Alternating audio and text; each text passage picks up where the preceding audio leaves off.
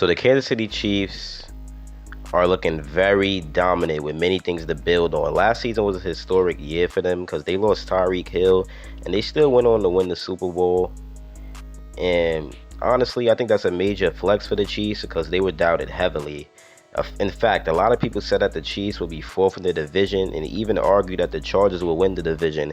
And that's honestly crazy to me because how could you just look past through all the crazy things that the Chiefs has accomplished and all the AFC championships that they went to and they won a Super Bowl just because they lost to one person?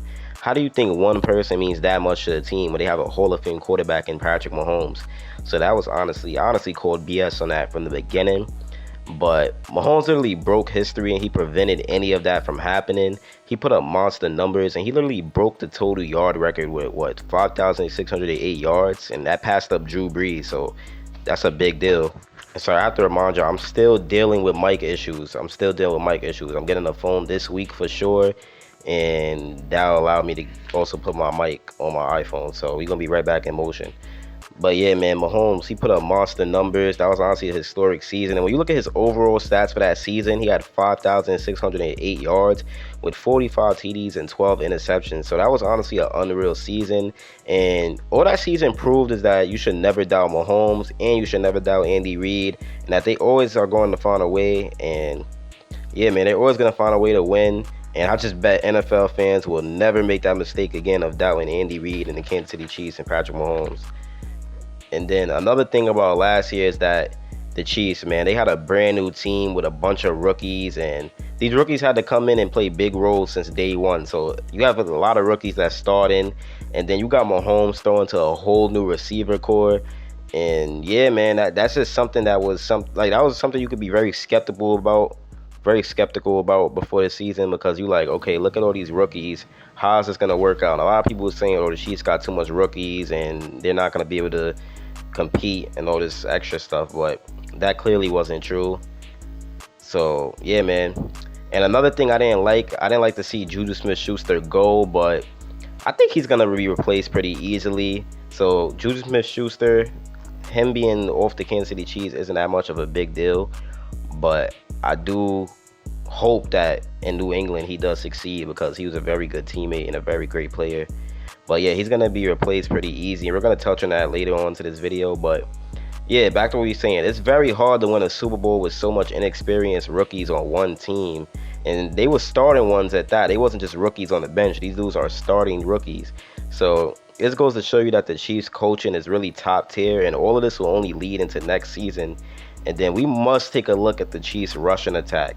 First, we're going to talk about Isaiah Pacheco, who was a 7th-round rookie, and he made a major impact on our team.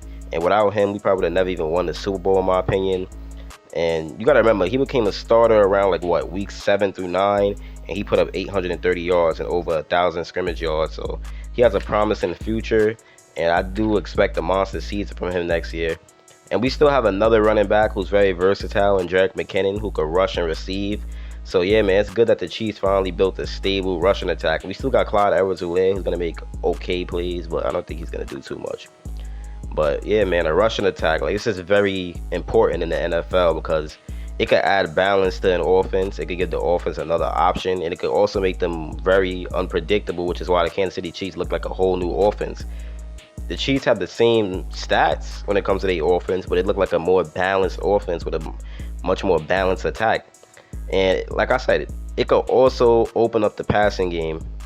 Well, I didn't say that, but it could also open up the passing game. I'm now saying that. Because when the defense is focused on stopping the run, it's going to create big opportunities for the QB to take advantage of on the defense. And the QB is Patrick Mahomes, so him taking advantage of you is something you don't want, especially with all these weapons and all these fast receivers that the Kansas City Chiefs have. Then another thing we must touch on is the way the Chiefs are building their O-line. They added Donovan Smith, they added Jawan Taylor, they went and got Creed Humphrey and Trey Smith in them drafts, they got Joe Thuney. Now this O-line is looking very good. I think this O-line could be the best in the NFL, or the third, because the Eagles and the Cowboys are going to always be up there. You got the Browns too. But I'm going to go with the Chiefs to have a top 3 offensive line. I don't know where in the top 3, but I know they're going to have one. And giving Mahomes a top three offensive line, in my opinion, could cause huge problems for the NFL because you got to remember Patrick Mahomes is a gifted quarterback and probably will go down as the greatest quarterback of all time when it's said and done. And this guy has a lot of abilities. His arm strength is out of the roof, out of the anything. His arm strength is crazy, out of the roof. Literally, he could throw it out the field, right? Then he has insane accuracy. He's a very good improviser. He has some. This might be the greatest improviser we've ever seen. I know Aaron Rodgers is one probably, but I think Mahomes is one at this point. Aaron Rodgers is two. So yeah, man, Mahomes, his arm strength is unreal. His ability to read defenses, no matter what his O-line is crazy. So I think a top three offensive line is gonna give him more time in the pocket to survey the field and make some, game-changing decisions or just make decisions in general. And Mahomes is always having to run away because his O-line breaks down due to the tackles mainly. But if he could just sit in the pocket and not have to make a play while using his feet, then he'll be even more deadlier than we've seen him in past seasons. And yeah, man, it could also help him throw more throws down the field because last season a lot of throws was getting like messed with because Mahomes was under pressure, so it threw off his throwing motion. And he could also take like a fuller advantage of his wide receiver core because his wide receiver core got a lot of deep threats, but like I said, a lot of them deep throws wasn't able to be completed because of pressure.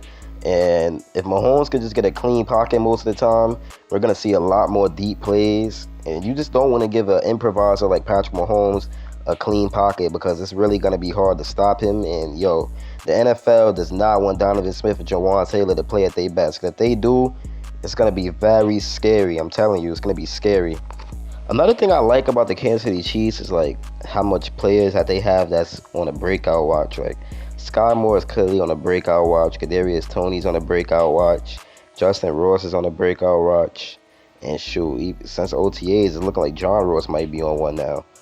And who else? Rashee Rice, but he's a rookie, so it's really like MVS. You never like. I feel like someone's breaking out this year, and that's honestly gonna be good because we're gonna need another wide receiver to step up. Like last year, Juju was stepping up. Now we're gonna need another wide receiver to step up and take that role and get the most yards. Now, Kelce, tight end Travis Kelce is always gonna be Kelce. But one thing I'm kind of concerned about is like Travis Kelce is getting older. Who's gonna be our replacement? Is it gonna be Noah Gray? Is it gonna be Fortson? Are we gonna see if we can sign Kyle Pitts in the future? I know he's not staying at the ATL. Or like what's gonna be the plan? Like I don't get it. What's gonna be the plan? Or are we gonna draft one? Because I like a dude from Syracuse named Sunday Gaden, I think his name is. I like him. I think he'll play very well with us. But let me get back on topic. Kadarius Toney, I just love what he could do in open space. And then when you come to Scott Moore, I love how Scott Moore runs his short routes. Justin Ross, I love how he has a physical build. Rashee Rice, same thing. He could catch pretty well. When it comes to like 50-50 balls, he could catch pretty well. He has a good catch radius. MVS, a fast deep threat. John Ross, 4.22 speed. So it's just a lot to experiment with this Chiefs wide receiver core.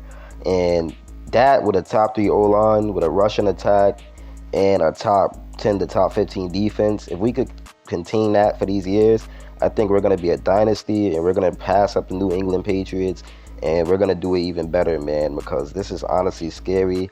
We've never seen nothing like Patrick Mahomes, and the more weapons you give him all around, the harder it's going to be to stop him. It's been your boy Chiefs Priority, and I'm out, man. Peace.